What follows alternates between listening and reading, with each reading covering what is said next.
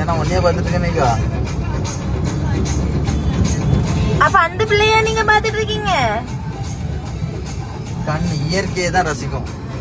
அப்பனா இயற்கை, அப்பனா இயற்கை தான். அப்ப உங்களுக்கு அது அது அது இயற்கை தான். ஏன் கண் ஏன் வெளியில போகும்? ஏன் முட்டை கண்ணி? ரோட்டை பார்த்து வண்டி ஓட்டுங்க, வண்டியை பார்த்து வண்டி ஓட்ட கூடாது.